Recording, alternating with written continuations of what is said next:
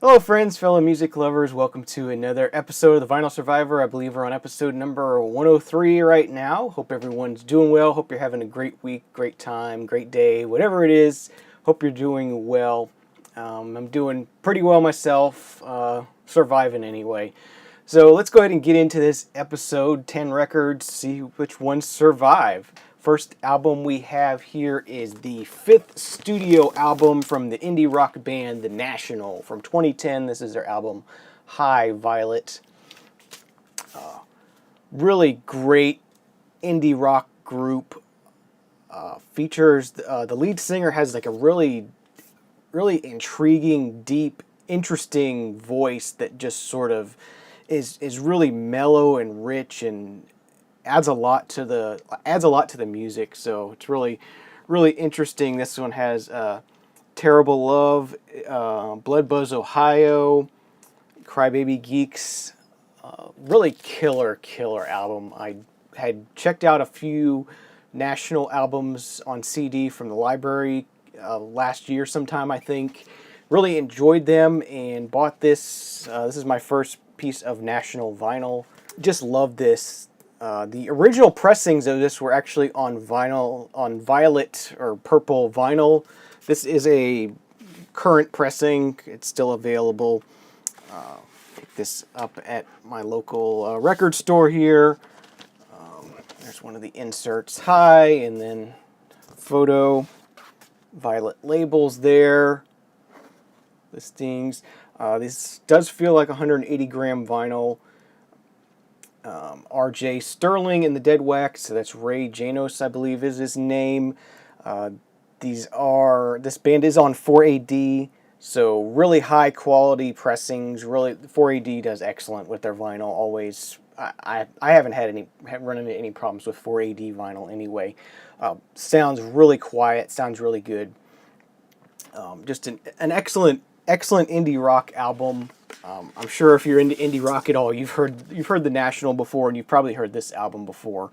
But it's definitely a much loved one for me. So The National High Violet.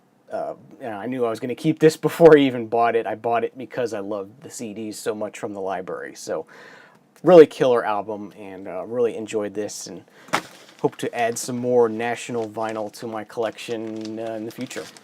All right, next up we have a 12-inch single, which is something I normally don't collect, but this one is going to be a keeper for me. This is from Skywalker Records. Basically, it's what they call a mega mix, which is where they would just take a bunch of the hits on the label and mix them together and make sort of a long dance mix out of them all. So you kind of get all the great songs in one song. These were pretty popular in the late 80s, early 90s, especially here in Florida with the Miami-based scene and that type of hip hop, just club type of music, stuff that's really good to dance to. Really popular to sort of just make a big mega mix of all of it. And like on the Two Live Crew albums, they would always have a mega mix of most of the songs on the album that sort of just put together the best parts of all the songs. So this one has We Don't Play, Gotta Be Tough, Jealous Girls, Throw the D, and Throw the P. Mega Mix 2. And Mega Mix 1 has Ghetto Bass, Cheryl and Donna, Just Look and Listen, I'm Cool, and Miami. It's just some really cool, dancey mix kind of things. Really fun to put on and just get wild a little bit. So this is going to be a keeper for me. Don't normally keep 12-inch singles, but this is sort of not really a single. It's a mega mix. It's kind of a party kind of thing, and a cool little piece of Florida, Miami-based kind of music. All right, next thing we have here is a sort of a Latin loungy kind of thing. This is Silken Latin with Caterina Valente and Edmundo Ross and his orchestra. Definitely a very Latin orchestra, cool, smooth kind of, it has that sort of swanky bachelor pad kind of music sound. But this is really enjoyable, actually. I really liked this one. Enjoyed it quite a bit. Not typically something I would listen to a lot, but to have this one is a nice addition to my collection, I think. Got La Bamba on here, of course. The Fool on the Hill, a cover of that. What else is on here? I thought there was another Beatles cover on here also. There's a cover of Dream a Little Dream of Me. Yeah, this is cool. This is on the Phase 4 London Records label. Really cool label, really nicely produced packaging and pressing and everything. There's the custom label on, or not the custom label, but the label on this one, just really high quality.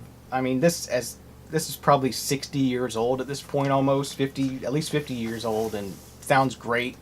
Nice and quiet and really rich sounding and really nice. So that's a nice little addition to the collection, and this was, you know, sort of a thrift store kind of thing, dollar bin. I didn't pay more than $1 for that. All right, next we got a 10-inch single from David Bowie. This is from Record Store Day last year, or Black Friday last year, I think. Black Friday, maybe. This is the single for Sue. Features It's a Pity She Was a Whore, which I like better than Sue. I really don't like Sue at all. Some of David Bowie's recent stuff can get sort of almost schlocky sounding to me. Very, I don't know, just doesn't do it for me. It's not edgy enough. I like stuff to be a little bit edgy. But it was cool to pick this 10-inch single up. It has a very sort of a vintage packaging to it.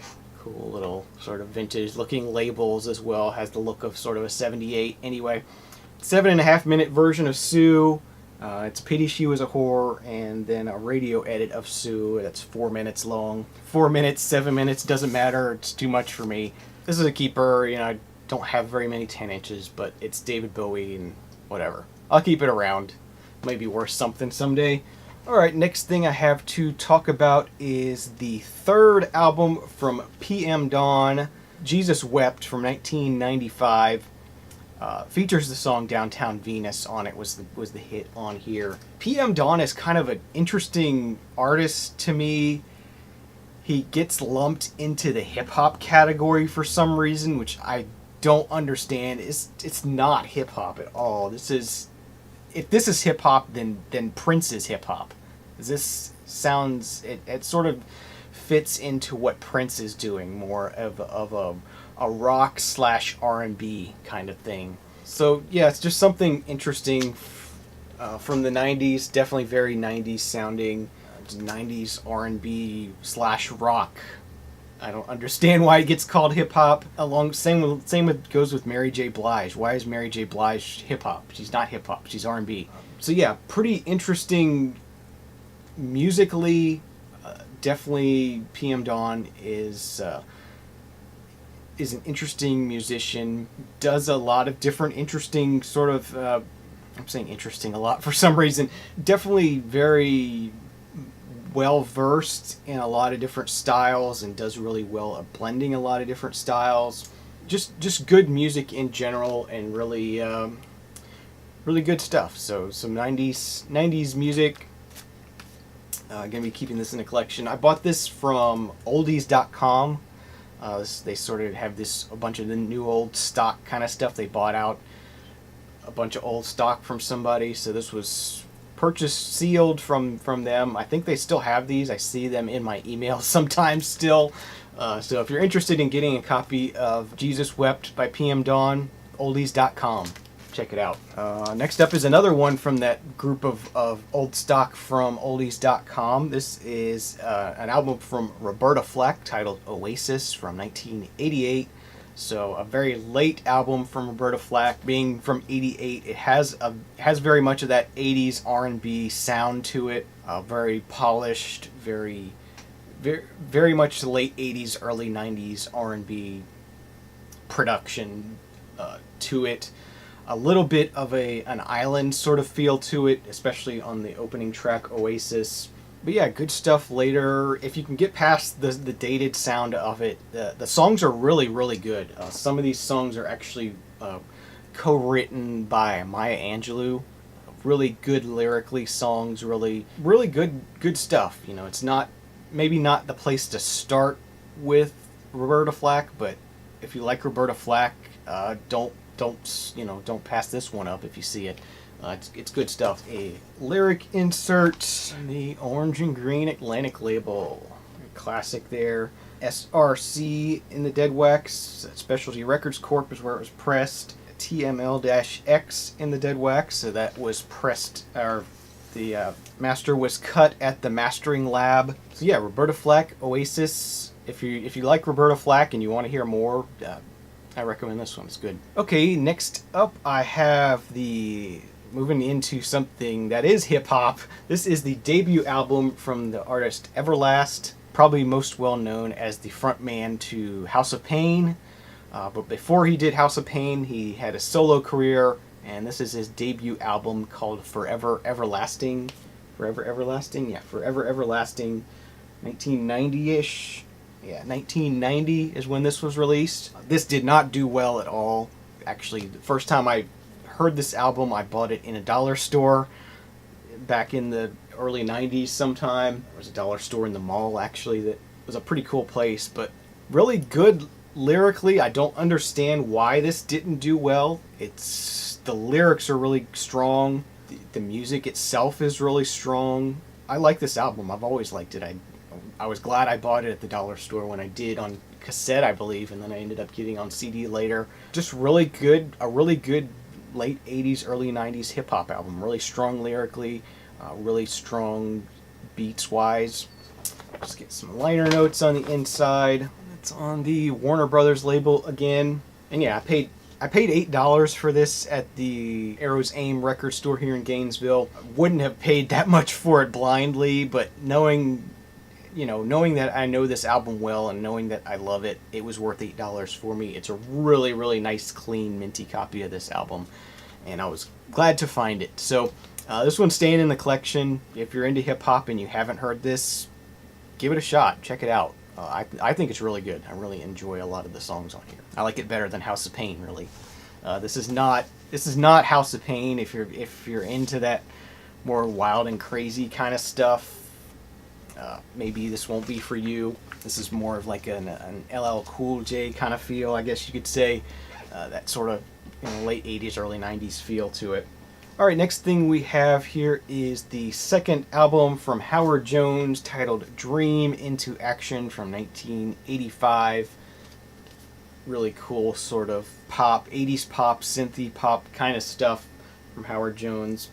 Things Can Only Get Better, Life in a Day, No One Is to Blame, Look Mama. Pretty big album for him, and good 80s pop, pops type stuff here. Liner notes, there's lyrics there. There are lyrics there. On the Elektra Black and Red label, SRC in the Dead Wax again. 3 in a row, pressed it, Specialty Records. Definitely one of the major pressing plants of the day. And not too much to say about Howard Jones' Dream into Action. You either like 80s stuff or not. This is pretty much a classic of the 80s, and glad to have this one. Okay, moving on back into the 70s, we have the debut album from Bette Midler, the Divine Miss M. Yeah, I love Bette Midler. I'm sorry. Not gonna. Well, I guess I'm not sorry. I'm not sorry. Anyway, Bette Midler. I love Bette Midler. Do You Want to Dance is on here. Chapel of Love is on here. Hello in There.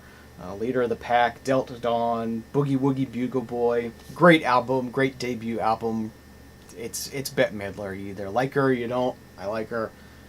It's on the Atlantic Orange and Green label again. PR and the Dead Wax. That's Presswell pressing. So yeah, I mean, it's Bette Midler. I'm sure most of you either like or dislike Bette Midler. There's no sort of in between on that, but I like her, and I do have a small Bette Midler collection, and that one is staying in the collection, definitely being her debut album and being a strong album. It is, and I like it a lot.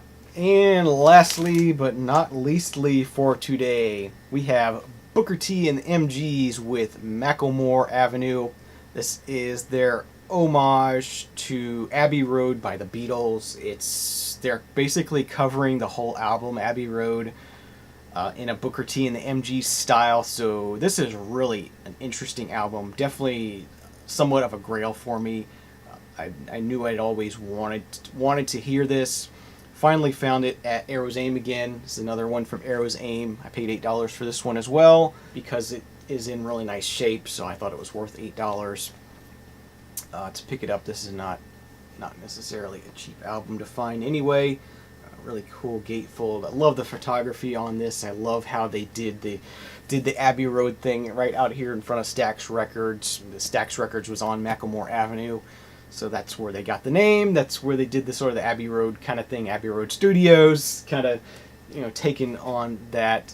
Love the photography on this, and the music is just incredible. It, you know, if you love the Beatles, if you love Abbey Road, this is just sort of a new reimagining of it.